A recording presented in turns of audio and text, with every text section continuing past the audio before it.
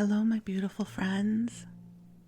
I am Laurel Bleadon-Maffei with Illuminating Souls, welcoming you to this episode of Sleepy Bedtime Blessings, a podcast designed to help you rest, relax, and fall asleep, all while deepening in your connection with your beautiful team of angels who love you so.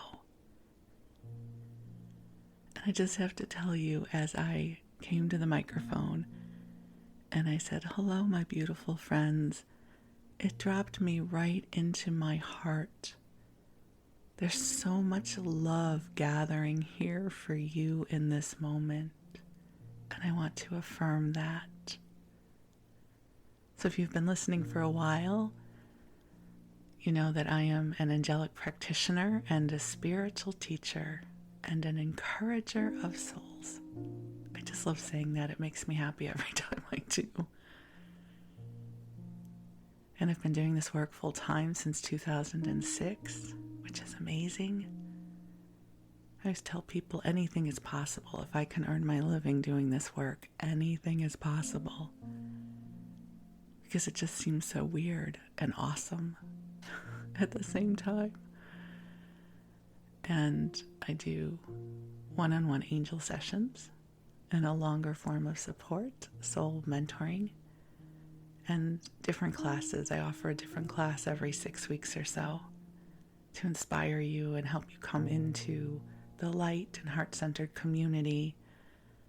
You know, I think so many of us are feeling isolated these days, and it's one of the reasons I love doing my classes, because we meet over Zoom, and I love getting to have a personal relationship with the people who take my classes. It's lovely. It's supportive for me and for the group. And I feel so blessed that I get to do this journey with you. And this podcast that you are listening to is intended to help you rest and strengthen your connection with your angels, and also drift off to sleep if it is that time of your day or night.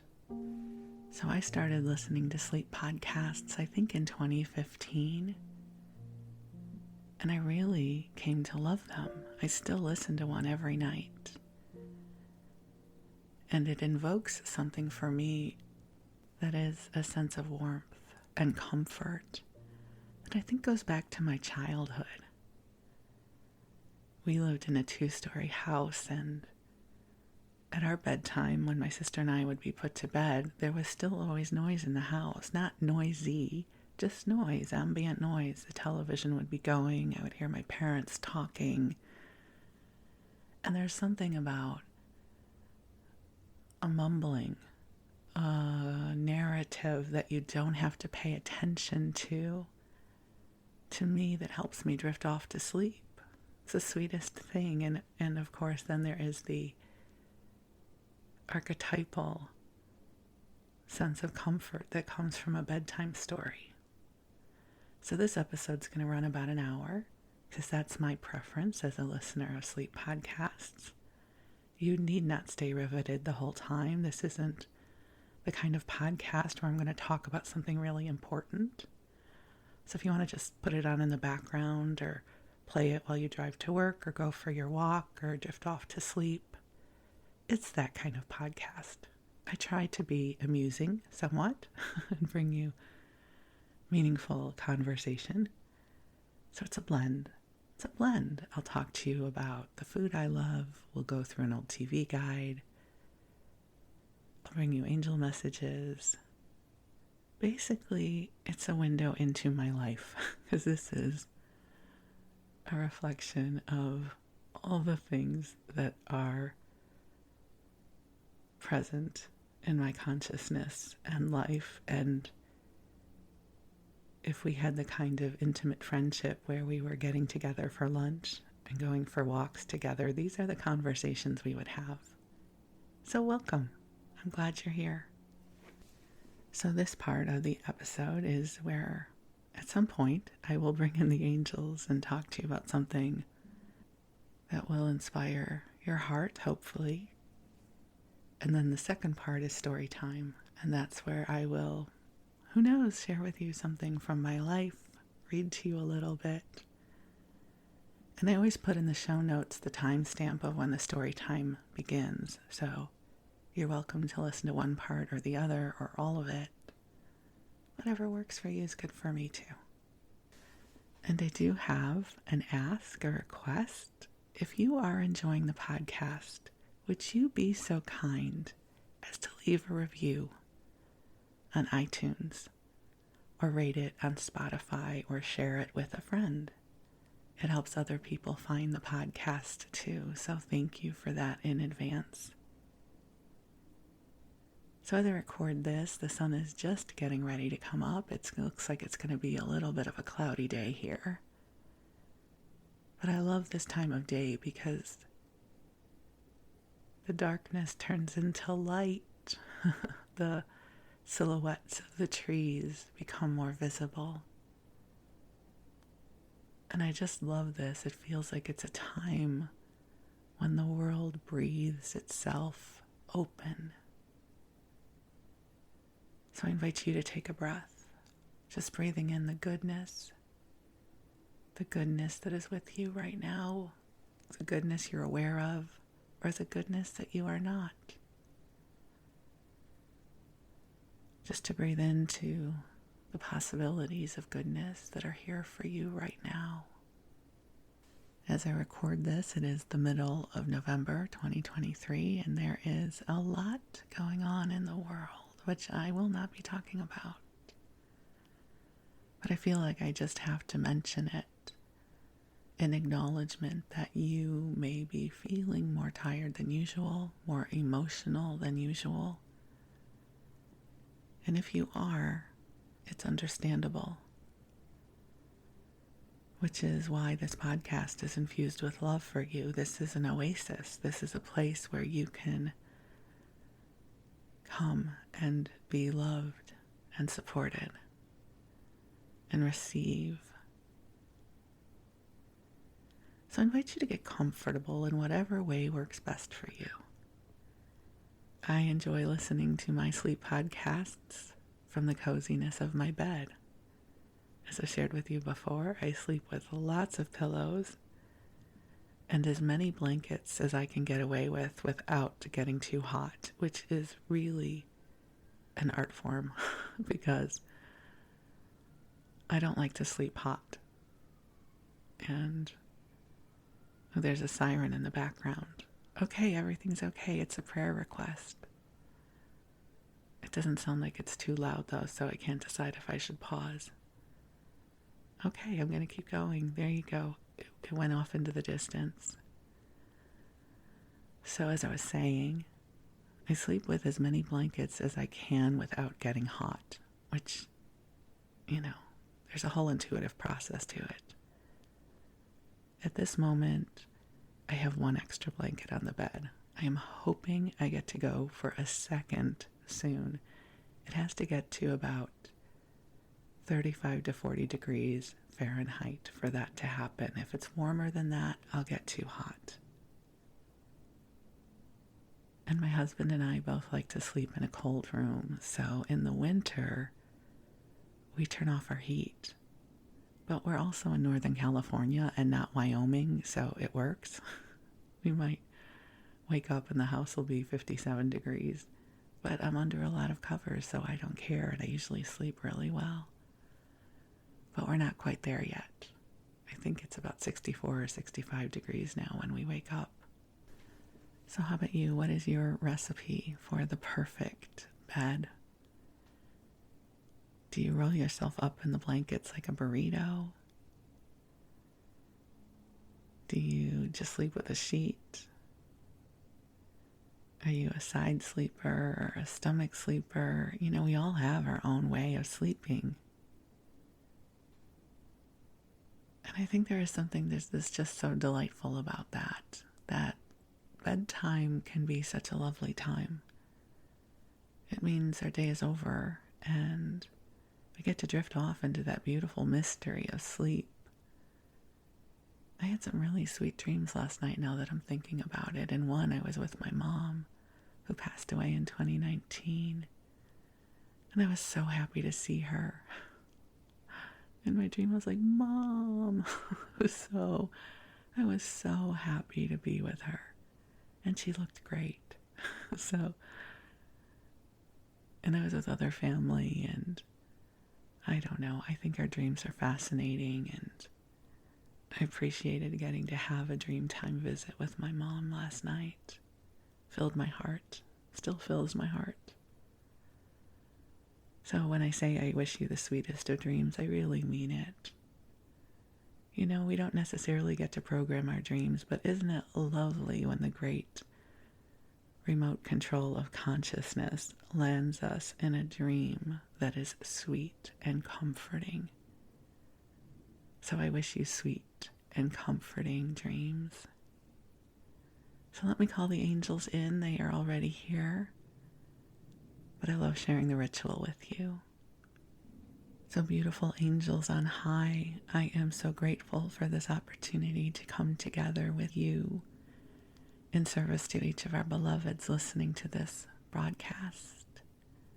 I ask that you join us here and that you infuse this episode with waves of love and comfort and healing in service to our highest and best good. And angels, I ask that you lift our burdens, especially those we need not carry, clearing our energy field through the heart of love, through the heart of God, to help us each remember that we are divine beings in human form. And angels, I ask that you hear the prayers of each of our listeners, each of our friends here, amplifying their friends in service to the highest and best good. So dear ones, just take some nice deep breaths in and out, allowing the angels to meet you where you are. I shared that little pearl of wisdom with you before. Let the angels meet you where you are. I think sometimes on the spiritual path, we think it's all about raising our energy, ascending so we can commune with higher realms. I promise you the angels can meet you where you are. Sometimes ascending our energy or consciousness is helpful because our perception opens up more. But the angels are with you through everything. So I love that invitation. Invite the angels to meet you where you are.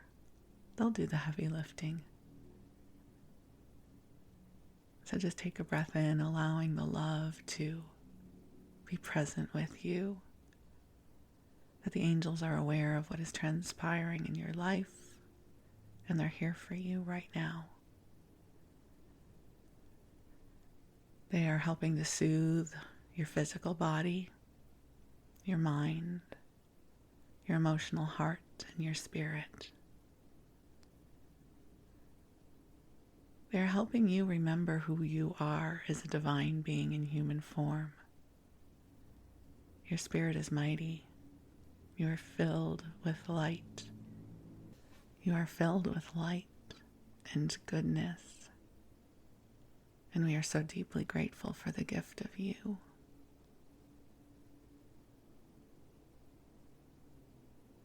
And just now imagine that the angels are filling your room with a beautiful soft pink light that is filled with love that has been calibrated just for you. And this light can expand throughout your home. It can expand to everyone you love, everyone who loves you and beyond. And you don't have to worry about expanding this. The angels will do this on your behalf. You know, our lives are a ripple of goodness, a ripple of experiences. And so I always like to ask the angels to ripple this love throughout the timeline of my life.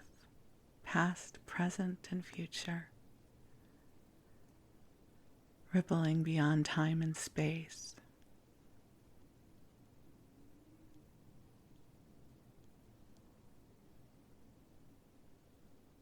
And then just take a breath,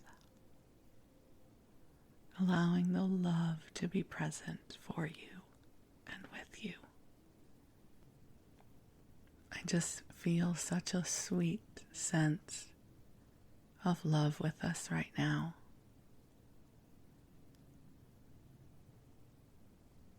And in my mind's eye, I just see different shades of pink light. And it's okay if you don't see them. I just share that with you because sometimes people like a visual representation. So my sweet and lovely friend, I invite you to cozy on up and snuggle on in. And we're going to move on into story time. I'm going to share with you some stories. And I'm so glad that we get to have this time together. So this episode is going to drop the Sunday before Thanksgiving 2023 here in the U.S. And I know I've recorded a Thanksgiving episode before, but rather than giving you a replay, I thought I would just record another one. And there will be some of the same stories, but here's the good thing. You live a whole life out there, and I have no expectation that you are going to remember what I told you last year, because I can't quite remember what I told you last year. If you do have a photographic memory and you're thinking, oh no, Laurel's telling that story again, we'll just go with it anyways. And I do have a Trader Joe's Fearless flyer for Thanksgiving that I'm going to share with you. So I do have some new material as well. And I know that we have those of you who listen from outside of the U.S. and don't celebrate Thanksgiving.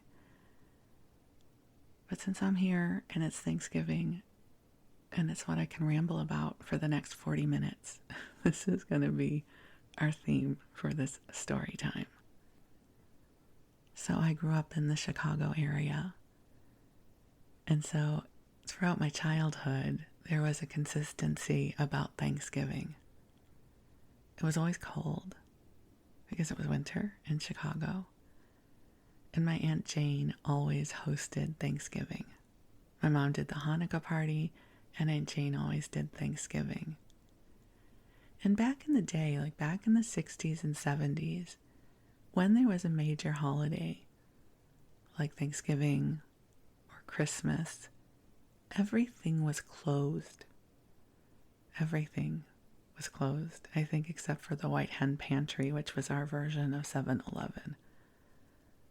It's not like it is these days where some things are open, and there was a quietness to the world because everything was closed on Thanksgiving. And we would spend the day in the warmth of the house, maybe playing games, maybe going outside. There was probably always football on in the background or an old movie or something. And then it would be time to go to my Aunt Jane's house, Aunt Jane and Uncle Maury, because it was his house too. And we would go to their house for Thanksgiving dinner. And we always ate it at dinner time, which dinner time in the U.S. would be about 5 or 6 o'clock. So whenever we went there, it would be dark out. So I have this very visceral memory of being in the cold car because they only lived about 2 miles away from us, so it wasn't enough time for the car to get warm. So we would be all bundled up, and then we would drive over to their house and get out of the car, so it would be cold, and ring the doorbell. And then the door would be answered, and we would enter this home filled with warmth and the most wonderful aromas. My mom and her sister were of the generation of women who went all out cooking for the holidays. There was none of this shortcut stuff or I'm going to get it at the store.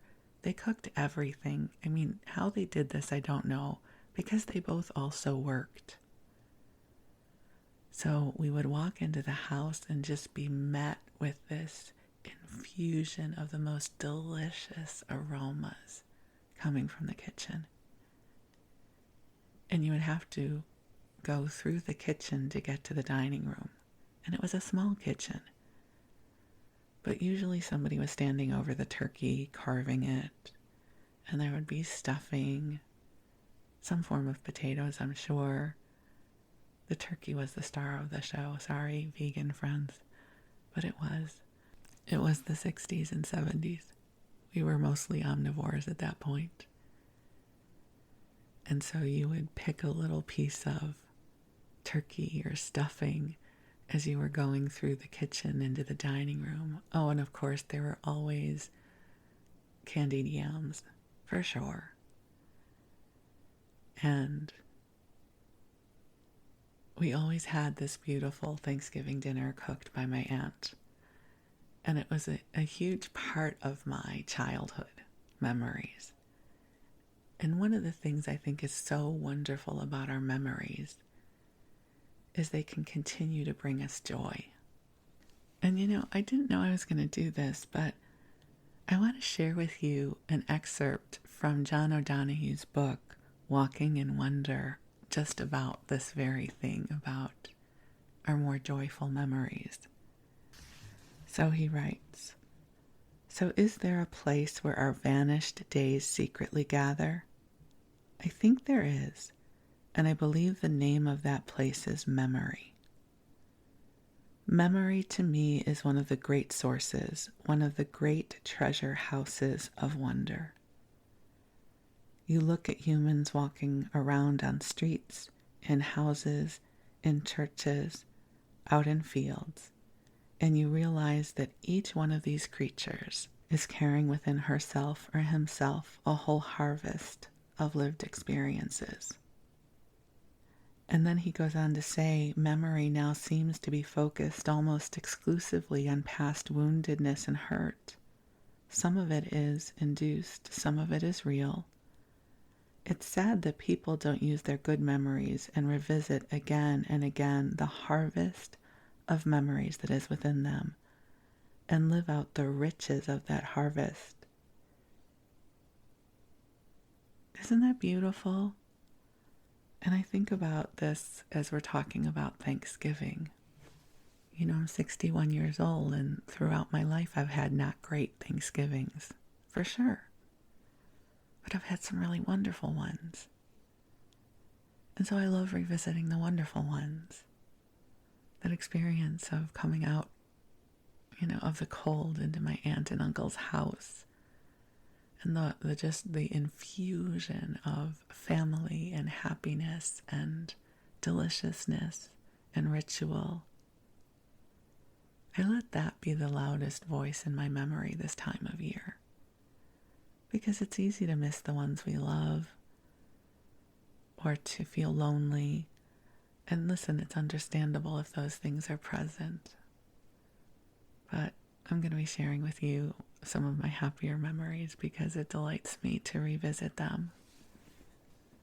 My mom and my aunt made it look so easy to make these big meals. And I will tell you, I did not inherit that gift. I get so overwhelmed. The timing of everything. You have limited oven space, so how do you cook everything so everything is ready at the same time?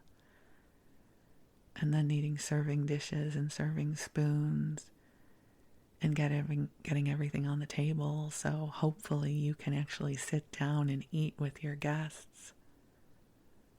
I'm terrible at that. My husband and I set the bar pretty low in terms of our endeavors to entertain people, meaning feed them. My husband has 4 children who I love very much. And there's one son-in-law and one future son-in-law, and then also the kid's mom. So our holidays can involve a lot of people, and we are still practicing safe distancing.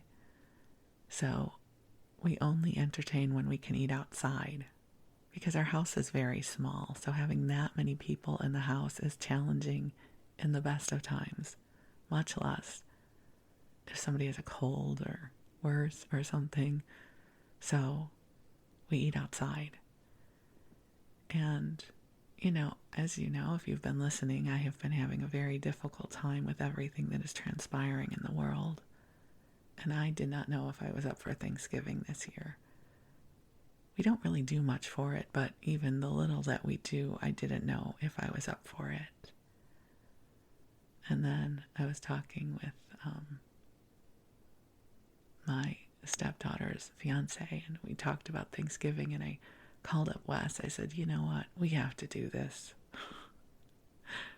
I sometimes need to be reminded that it's not all about me, that when we invite the family to get together, it is about everybody else as well.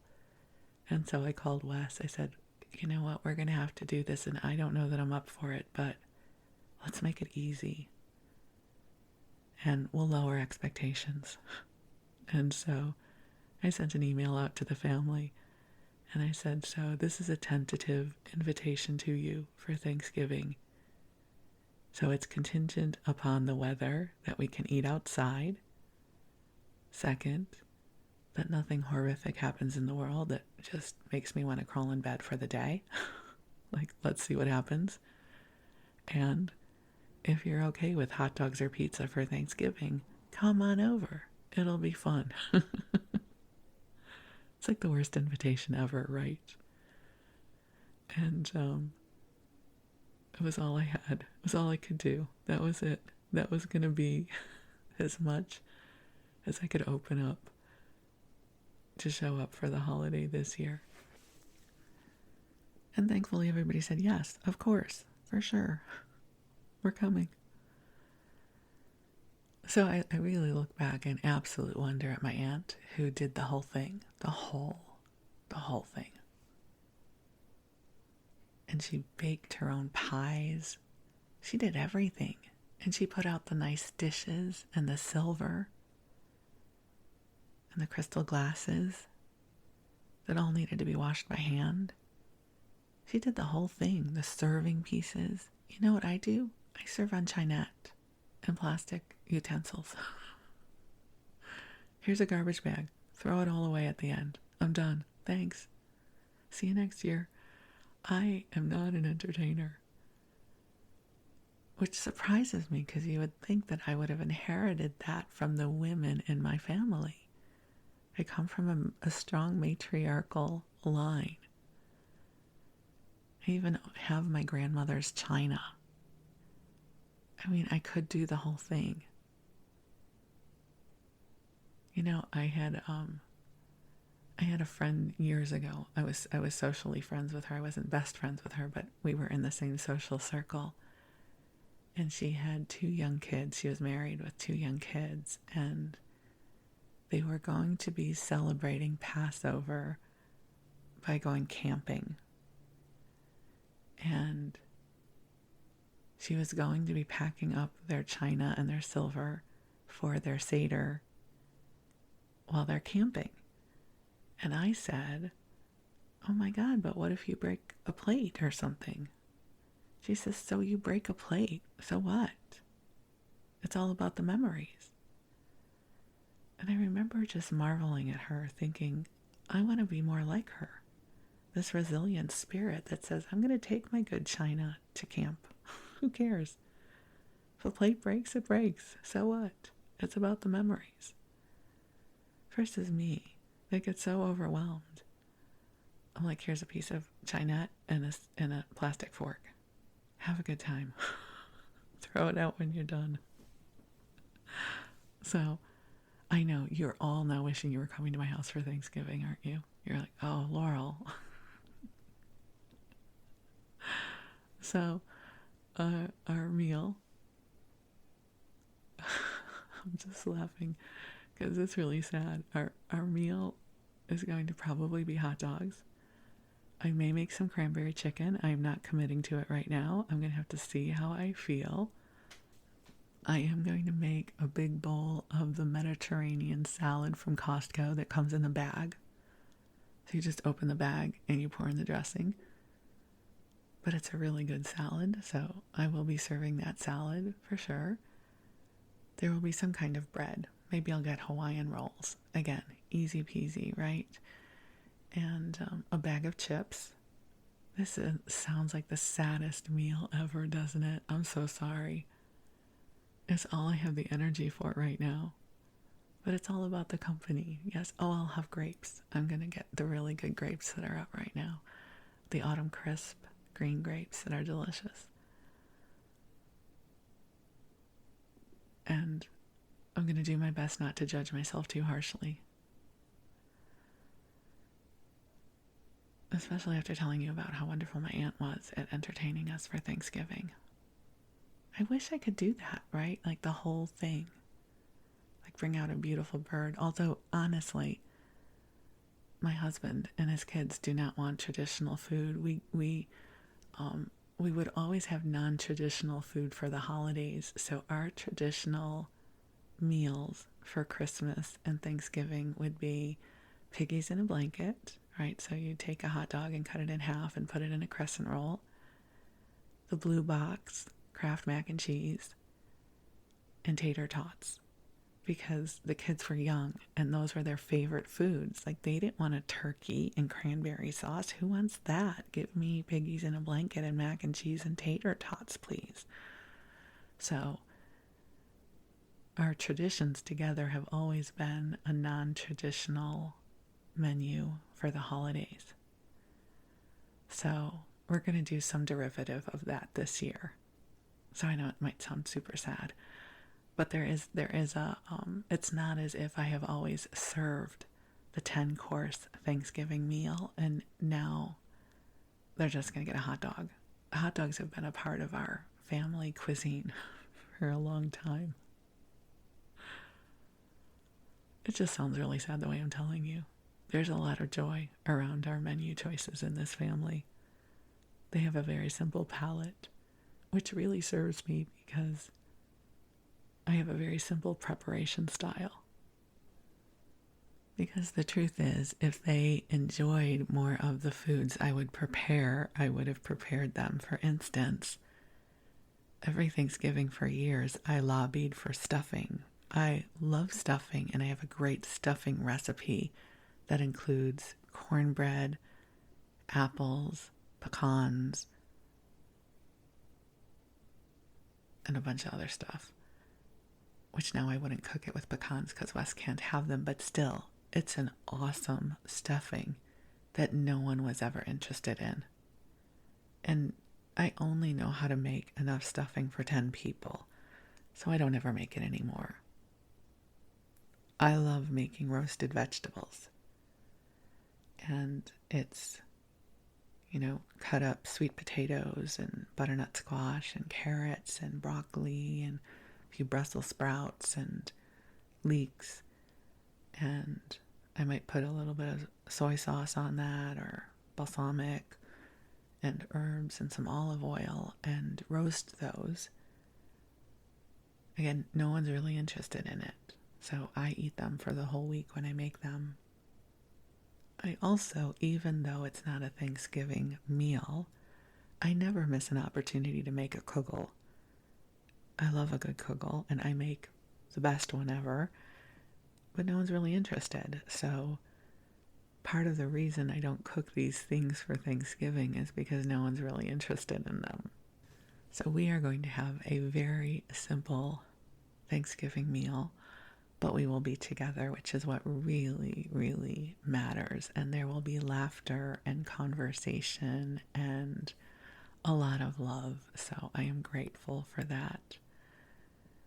So whatever you're doing for your Thanksgiving, especially if you're here in the U.S., just whatever it is, it's okay, right? It's okay. It's all good. It's all good. And I thought what I would do to bring a little bit more festivities into this is I could share with you from the Trader Joe's Fearless flyer for November 2023. So those of you outside of the US, Trader Joe's is an awesome grocery store that carries almost exclusively all their own store brand stuff. And it's fantastic. And I will also say this time of year, right now, the grocery stores are crazy because everybody's preparing for the holidays. So I did do some shopping yesterday. I went to Trader Joe's, I stopped by Rayleigh's, and I went to Costco. Trader Joe's was moderately crowded. It's a very small Trader Joe's, so it's easy to get crowded. Rayleigh's not so crowded yet. Costco, mobbed. Costco was mobbed. But it was fine because I only needed a few things. But let's focus on Trader Joe's a little bit because it truly is one of my happy places. And maybe you've never been. Or maybe you go all the time and you're delighted to have somebody to share your love of Trader Joe's with. So this is going to be about turkey stuff, but I'm not going to read that part to you because I know some of you are vegan. So we're going to skip the animal-related products here. They are trying to get us to try their nut mix called Nuts About Rosemary Mix. So it is a nut mix in a canister, right? All good nut mixes come in a canister, don't they? And it has some rosemary, sea salt, and a blend of spices and a touch of sugar. It sounds fantastic. And there's almonds, cashews, hazelnuts, and pecans. So this is something I would love, but I'm the only one who eats nuts in my house. And Wes can't have pecans, so I wouldn't have this on a charcuterie board, which, okay, first of all, I would never make a charcuterie board, but in my fantasy of entertaining people, if I had a place to put these nuts, I wouldn't put them out because they have pecans. But if you were inviting me over and had a charcuterie board and put these on the board, I would be delighted by that. I would really like to try them. But I don't need a whole canister of nuts that only I am going to consume, because that's just bad news all the way around. They do have mashed sweet potatoes, and they're frozen. They come in pucks, and so you cook them. Here's the thing. I love a great baked sweet potato. I don't need the candied part of a sweet potato. I don't need it mashed. I like it either roasted or baked.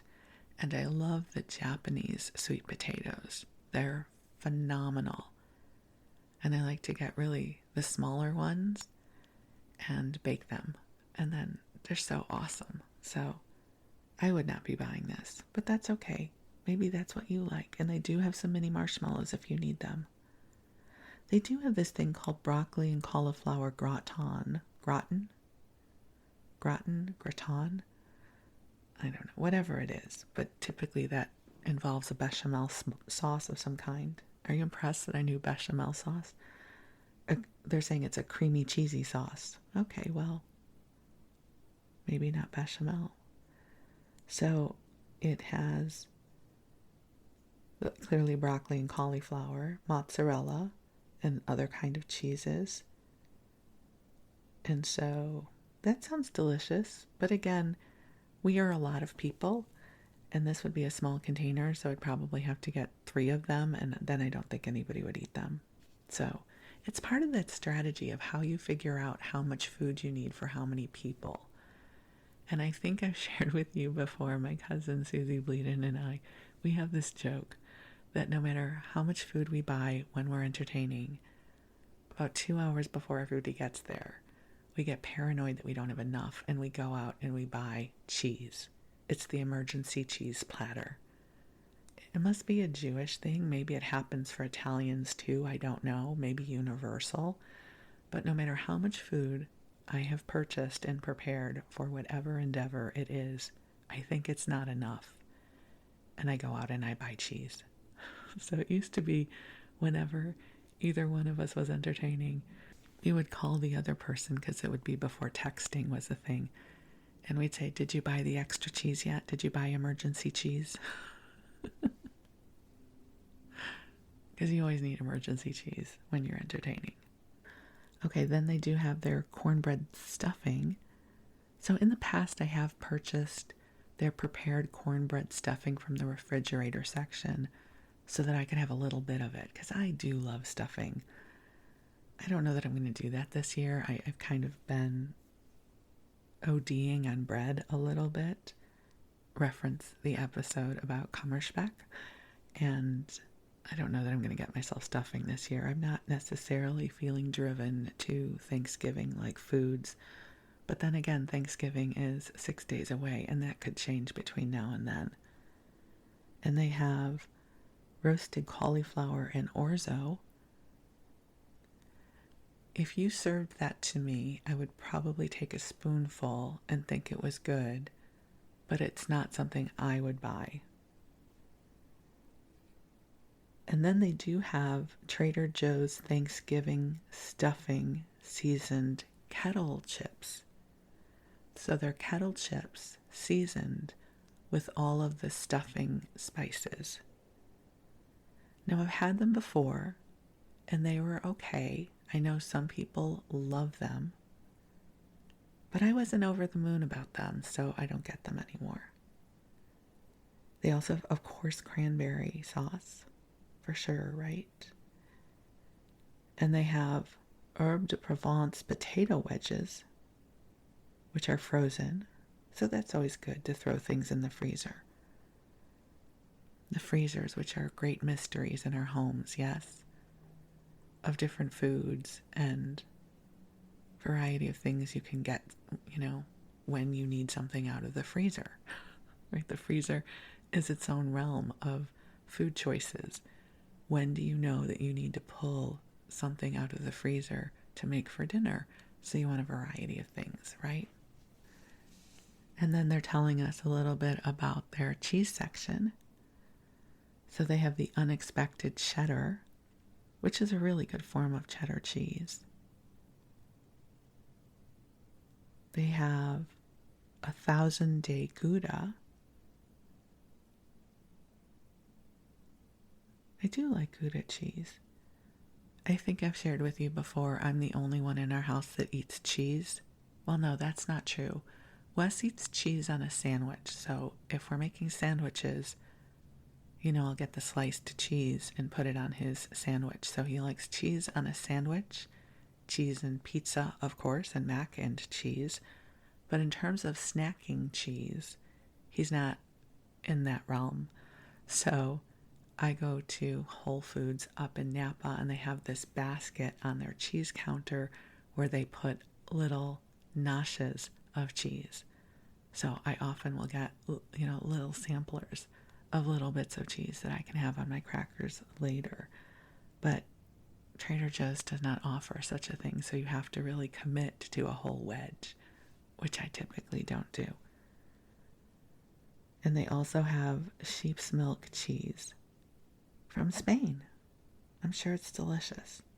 In case you're wondering, my two favorite cheeses from Whole Foods are the Drunken Goat cheese.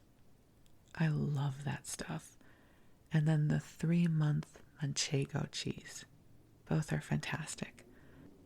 And happily enough, when I cannot make it to Whole Foods, Berkeley Bull does have the Drunken Goat cheese. So if you are in the Bay Area and happen to be at Berkeley Bull, check out the Drunken Goat cheese. It is delicious. Okay, now we're into the section of the Fearless Flyer where we're talking about stuffing. So you can prepare your own, and they have all the ingredients for it. They have mirepoix already prepared. For those of you that watch a lot of Food Network or have taken cooking classes, you will know that mirepoix is a French term referring to chopped carrots, celery, and onion, the holy trinity of vegetables that you use as a base for almost everything else you do. So the mirepoix is ready to use, so you don't have to cut it yourself. Again, not going to buy that because Wes doesn't like anything with onions in it, so that's a no-go for me. And also, I don't cook, so that's a no-go too because I don't cook. But if I did cook, I still wouldn't get it because Wes doesn't like anything with onions in it. They do have good broth, again, for your stuffing. All right, they do have fresh cranberry sauce and fresh cranberry orange relish. Now, I do buy the Ocean Spray canned whole cranberry sauce.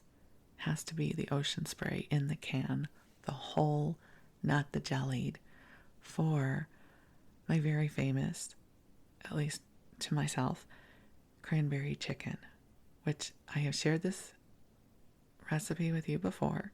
It's a very 1970s recipe.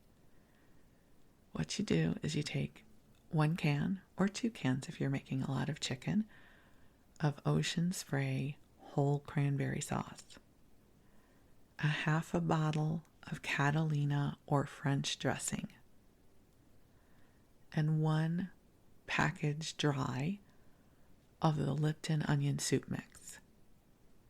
And you mix it all together and you pour it over the chicken. You can marinate the chicken in it for a little while, which I tend to do. And it's best if you kind of smush the chicken all together so that the cranberry sauce, the cranberry mixture blend, kind of rests on top of the chicken rather than falling down to the bottom of the pan. And then you bake it. I don't know, I typically bake it at 375 for 45 minutes or something like that. Delicious. Cranberry chicken. I believe it's also known as polar chicken. I think it was one of those recipes that made the rounds in a women's magazine, probably in 1970. And everybody made this.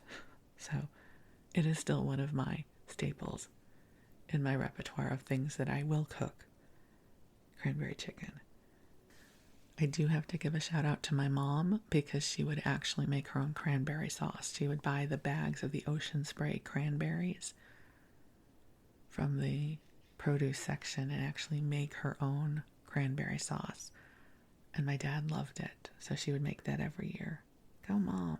Awesome.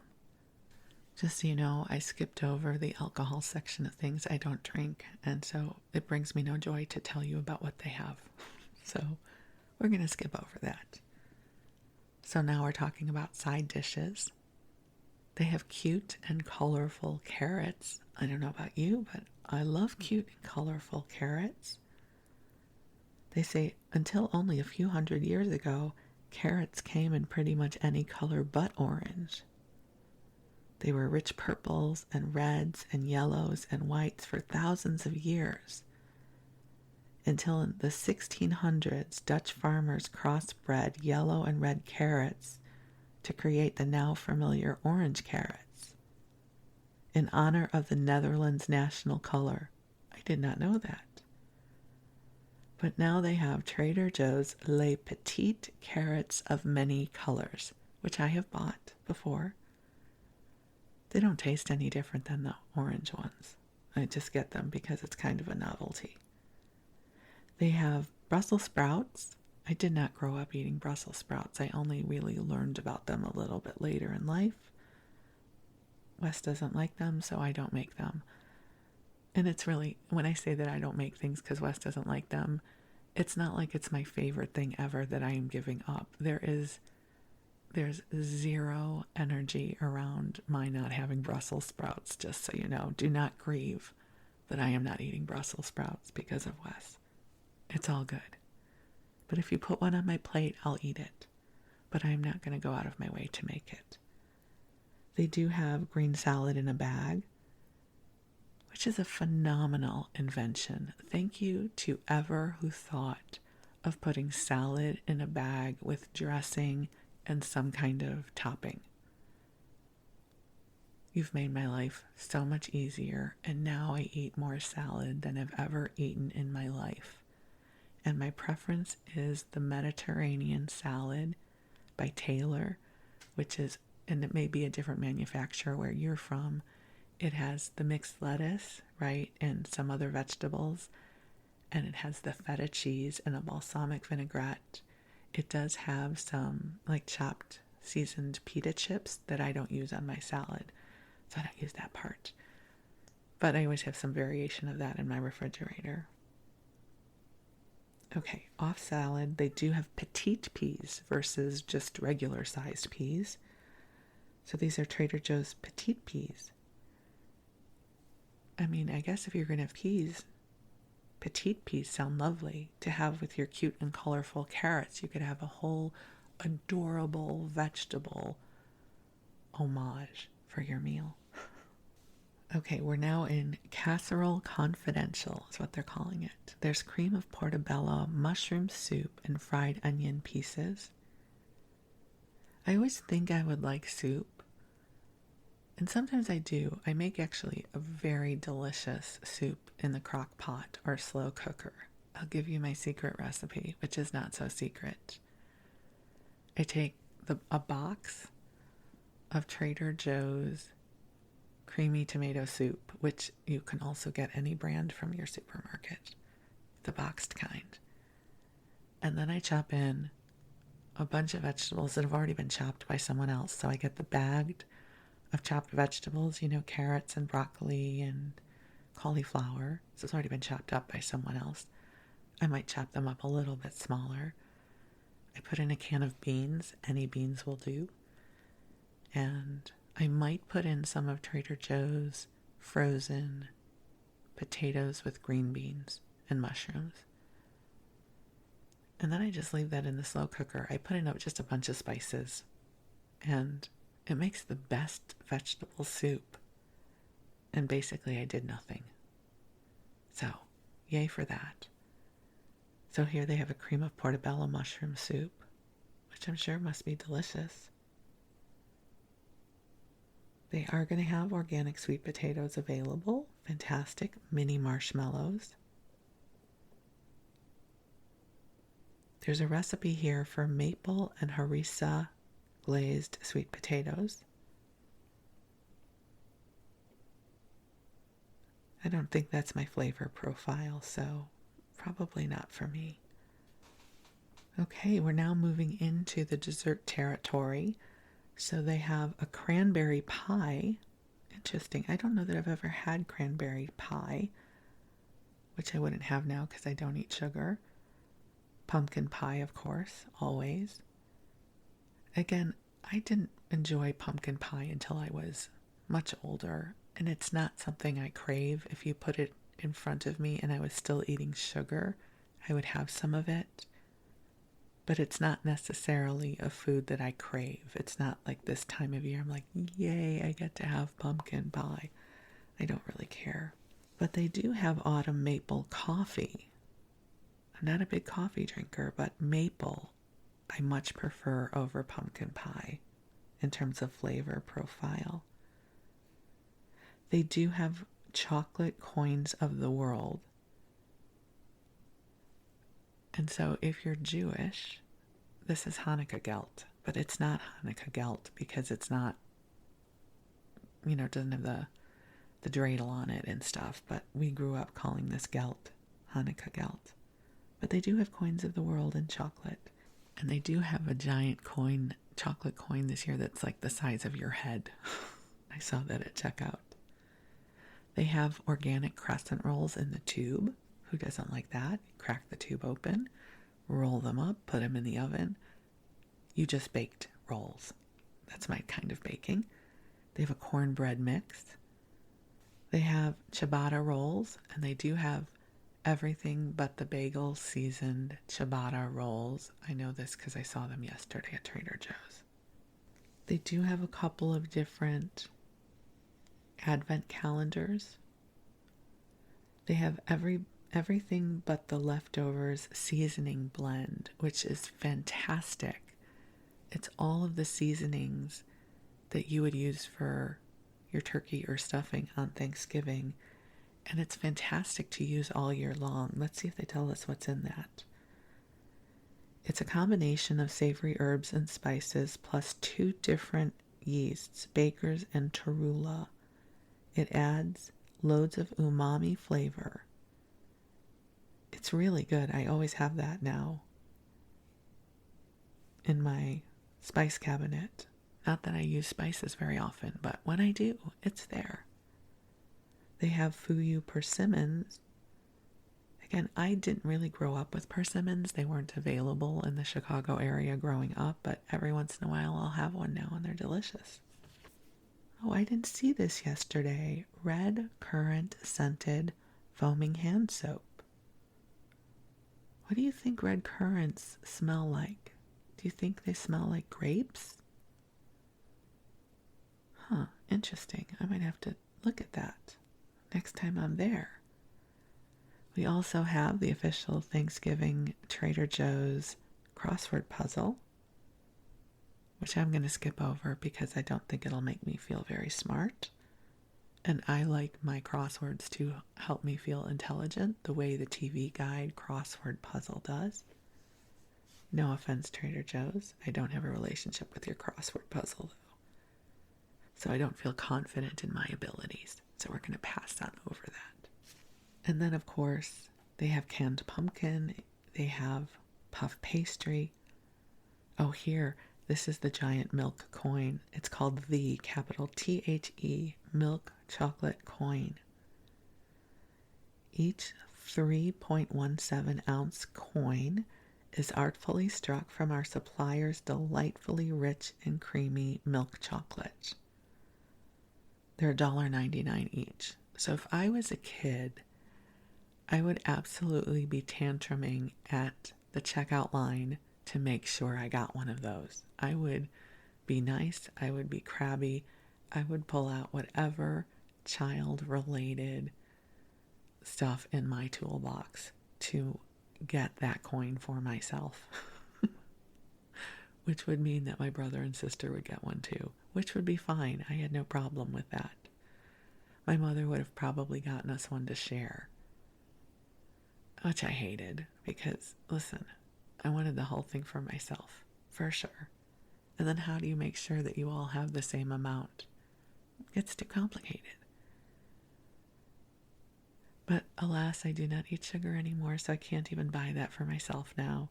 And the truth is, that's probably not the kind of chocolate I would get for myself anyways, but the child in me is absolutely delighted by the giant chocolate coin.